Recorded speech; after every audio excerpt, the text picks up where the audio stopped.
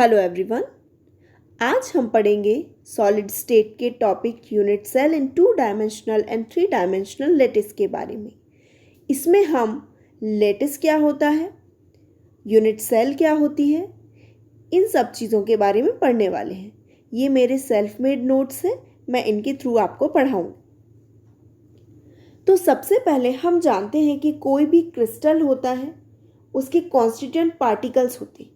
तो हम constituent particles of crystal देखेंगे। कौन कौन से हो सकते हैं? Atom, molecules, ions. ठीक, तो क्या होगा? Constituent particles of crystal, atom, molecules, ions are represented by points. तो जो कॉन्स्टिट्यूएंट पार्टिकल्स होते हैं, जैसे कि एटम हुआ, मॉलिक्यूल हुआ या आयंस हुए, तो इनको पॉइंट्स के द्वारा, बिंदुओं के द्वारा रिप्रेजेंट किया जाता है। ठीक, these points are called lattice point.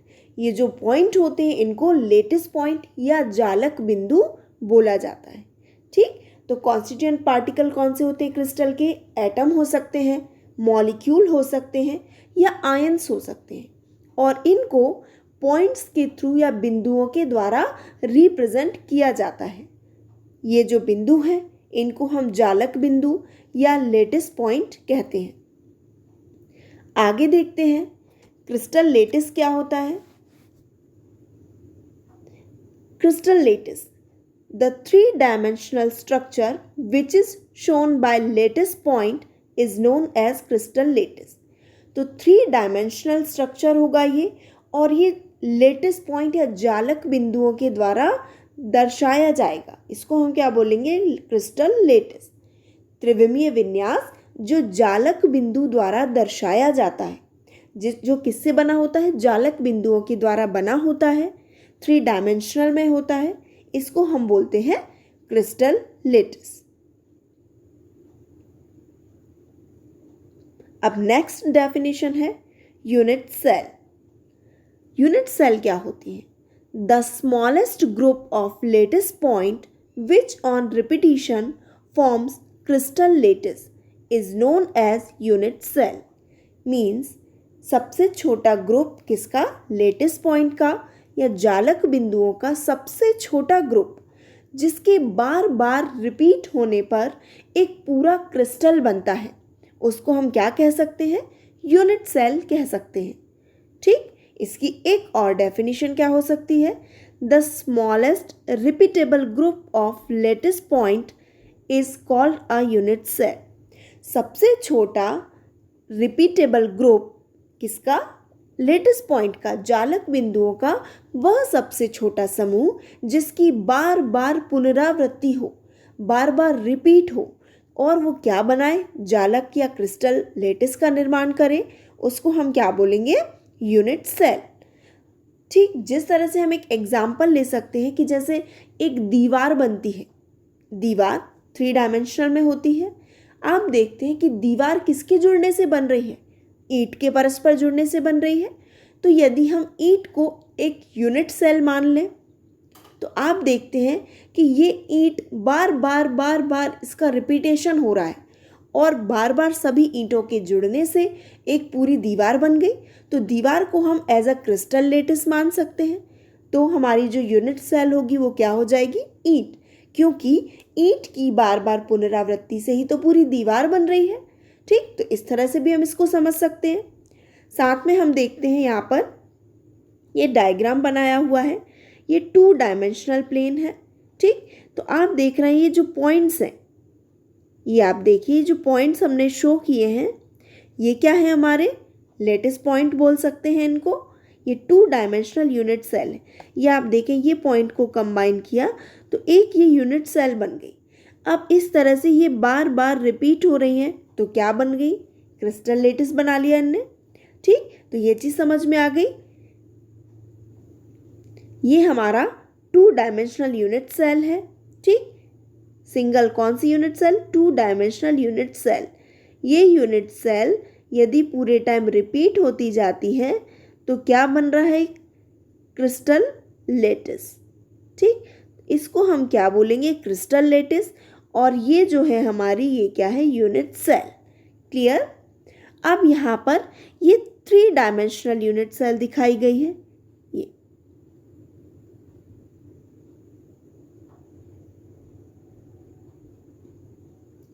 इस तरह से 3 डायमेंशनल यूनिट सेल बनी हुई है। आगे देखते हैं हम। ये देखिए यहाँ पर कि यहाँ पर एक क्रिस्टल लेटिस शो किया गया है। ये क्रिस्टल लेटिस है एक। अब यहाँ पर आप देखेंगे कि ये एक छोटी सी यूनिट सेल है। ये जो यूनिट सेल है, इस यूनिट सेल का बार बार रिपीटेशन होगा तो क्या बनता जाएगा? एक पूरा क्रिस्टल बनता जाएगा। ये आपस में रिपीट होती जाएंगी और एक क्रिस्टल फॉर्म कर लेंगी। ये देखिए, ये यूनिट सेल के बार बार रिपीट होने से एक क्रिस्टल लेटिस बन गया। ठीक, समझ में आ गई बात। अब यहाँ पर देखते हैं, ये यूनिट सेल है। इस यूनिट सेल के साइड्स बोल सकते हैं इसकी। फर्स्ट है लेंथ, सेकंड है विड्थ एंड थर्ड है हाइट। ठीक, यहाँ पर एक को एक्स एक्सिस में लिया गया है, सेकंड वाई में और थर्ड जेड में। 3 डायमेंशन में है ये। अब हम देखते हैं कि एक को हमने ए से डिनोट किया है, जो लेंथ है उसको हमने क्या शो किया है? ए से। विड्थ को हमने बी से शो किया है और हाइट को हमने सी से शो किया है। और इनके बीच में जो ये एंगल बनते हैं, ये देख रहे हैं आप, इनके बीच में एंगल्स भी बन रहे हैं। तो ए की जो सामने वाला एंगल है उसको हमने अल्फा से डिनोट किया है। बी के सामने वाला जो ये एंगल है ये बी है। बी के सामने जो ये एंगल है इसको बीटा से डिनोट किया है। और सी के सामने वाला जो एंगल, ये सी, इसके सामने वाले एंगल को हम गामा से डिनोट कर सकते हैं। क्लियर हो गई बात? एक बार और देख लेते हैं कि ये हमारी यूनिट सेल है। ये एक्स एक्सिस में देखें, ये वाई में देखें, ये जेड में देखें। 3 डायमेंशन में हो गई। अब एक साइड को हमने ए से डिनोट किया, जिसको हमने लेंथ बोला। ये विड्थ, जिसको बी से शो किया। ये हाइट, जिसको सी से शो किया। ठीक, तो ए के सामने जो ये एंगल बन रहा है इसको हमने अल्फा नाम दिया। जो बी है, बी के सामने वाले एंगल को हमने बीटा नाम दिया और सी के सामने वाले एंगल को हमने गामा कहा। क्लियर हो गई बात? अब आगे देखते हैं क्लासिफिकेशन ऑफ यूनिट सेल। ये टॉपिक बहुत इंपॉर्टेंट है, इसमें से काफ़ी क्वेश्चन एग्जाम्स में पूछे जाते हैं। तो हम देख लेते हैं क्लासिफिकेशन किसका? यूनिट सेल का। तो यूनिट सेल को 4 टाइप्स में डिवाइड किया गया है। फर्स्ट है इसका प्रिमिटिव यूनिट सेल, जिसको हम सिंपल क्यूबिक यूनिट सेल भी कहते हैं, SCC। इसको ध्यान से समझिएगा। This unit cell has latest point only at corner. ये जो सिंपल क्यूबिक यूनिट सेल है या प्रिमिटिव यूनिट सेल है या SCC है, इसमें जो ये यूनिट सेल है इसके सिर्फ कॉर्नर्स पर ही पॉइंट्स, लेटेस्ट पॉइंट होंगे। लेटेस्ट पॉइंट मतलब एटम, मॉलिक्यूल या आयन जो भी है वो सिर्फ कॉर्नर पर ही प्रेजेंट होंगे। देखते हैं, ये स्ट्रक्चर है इसका। ये कॉर्नर है। ये देखिए कितने कॉर्नर्स हैं? 8 कॉर्नर्स। 1 2 3 4 5 6 7 8। ठीक, क्लियर हो गई बात कि this unit cell has latest points only at the corner. इस यूनिट सेल में जो लेटेस्ट पॉइंट है, लेटेस्ट पॉइंट कौन है? लेटेस्ट पॉइंट को हमने किससे डिनोट किया है? मतलब एटम, मॉलिक्यूल और आयन, इनको हमने लेटेस्ट पॉइंट के थ्रू शो किया था। तो ये जो है लेटेस्ट पॉइंट, ये सिर्फ कॉर्नर पर प्रेजेंट होते हैं। 1 2 3 4 5 6 7 एंड 8। क्लियर हो गई बात? नेक्स्ट देखते हैं। नेक्स्ट है हमारा बॉडी सेंटर्ड यूनिट सेल। इसको BCC भी कहा जाता है। तो इसमें आप देखेंगे constituent particles are located at all 8 corners and one constituent particle is present in the body center. तो यहाँ पर क्या होगा, बॉडी सेंटर में कॉर्नर जो है उन पर तो प्रेजेंट होंगे ही होंगे, ये सारे 8 कॉर्नर्स पर प्रेजेंट होंगे। उसके साथ साथ ये पूरी बॉडी के सेंटर में भी एक पार्टिकल प्रेजेंट होगा। ठीक, फिर से इसको एक बार देख लेते हैं।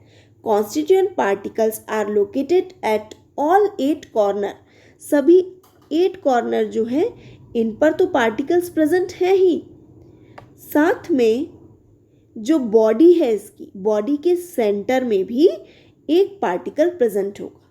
ठीक, नेक्स्ट आ जाती है फेस सेंटर्ड यूनिट सेल, इसको FCC भी कहा जाता है। Constituent particles are located at all 8 corners and all centers of 6 faces. अब इसमें फेस की बात हो रही है तो कॉर्नर तो है ही, सारे कॉर्नर्स पे तो प्रेजेंट होंगे ही होंगे, मतलब यहाँ पर ये 8 कॉर्नर्स पर ये प्रेजेंट है, ये 8 कॉर्नर पर पार्टिकल प्रेजेंट है। अब इनके फेसेस देखते हैं, ये फर्स्ट फेज है, ये वाला होगा जो फर्स्ट फेज है, तो इस फेज का सेंटर पॉइंट कहाँ आया, ये है, तो यहाँ पर प्रेजेंट हुआ। सेकंड हमारा फेज कौन सा हो गया, ये वाला, तो यहाँ पर भी एक सेंटर में प्रेजेंट होगा।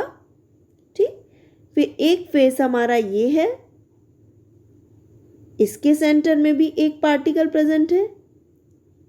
इसके अलावा एक फेस ये होगा, तो इसके सेंटर में भी यहाँ पर एक प्रेजेंट है। फिर देखते हैं हम, एक फेस ये है, तो इसके सेंटर में भी यहाँ ये प्रेजेंट है पार्टिकल। उसी तरह से एक फेस ये पीछे वाला है, तो यहाँ पर भी एक सेंटर में प्रेजेंट है। मीन्स कॉर्नर पर है, सारे 8 कॉर्नर्स पर थे, साथ ही साथ उनके जो फेसेस हैं ये 1, 2, 3, 4, 5 और ये 6, तो 6 फेसेस पर भी प्रेजेंट होते हैं। तो ये था हमारा face centred unit cell. Next है एंड सेंटर्ड यूनिट सेल, इसको ECC भी कहा जाता है। यहाँ पर हम देखेंगे, in this unit cell in addition to corners any two opposite faces also have lattice point at their centers. Means इसमें क्या होगा कि जो कॉर्नर्स हैं उन पर तो प्रेजेंट होंगे ही होंगे। ठीक, उसके अलावा कोई 2 अपोजिट फेस जो है उन पर भी लेटिस पॉइंट होंगे। यहाँ पर देख लेते हैं, ये देखिए आप, यहाँ 8 कॉर्नर्स, ये तो सब जगह हैं ही। अब इसके अलावा क्या बात की गई है कि एनी 2 अपोजिट फेसेस, ठीक, किन्हीं 2 अपोजिट फेसेस के सेंटर्स में भी ये जो पार्टिकल्स हैं वो प्रेजेंट होंगे। तो एक मान लेते हैं हम फेस कौन सा है, एक फेस हमारा ये है, एक फेस ये हो गया, और दूसरा फेस कौन सा हो गया, ये वाला हो गया। ठीक, तो इनके सेंटर्स कहाँ हुआ, ये है और ये है, तो अपोजिट फेसेस की बात हो रही है। इसका अपोजिट कहाँ है, ये है, तो ये कौन सा हो गया, एंड सेंटर। अब यदि इस यूनिट सेल को घुमा दिया जाए, ठीक, अभी ये हिस्सा ऊपर कर दिया जाए, इसको इस तरह से पलट दिया जाए, तो एक फेस ये होगा, इसका अपोजिट फेस कहाँ आ जाएगा, ये नीचे, मतलब कि एक पॉइंट यहाँ है और दूसरा पॉइंट यहाँ। अब थर्ड कंडीशन देख लेते हैं हम, यदि हम एक फेस को ये मान लेते हैं फ्रंट वाला और सेकंड ये बैक, तो क्या होगा, एक फेस तो ये हो गया, इसका सेंटर ये है, और सेकंड अपोजिट वाले का सेंटर कहाँ आ जाएगा, ये आ जाएगा। ठीक, तो ये हो गया हमारा end centre unit cell. I hope कि ये चीज़ आपको समझ में आ गई होगी।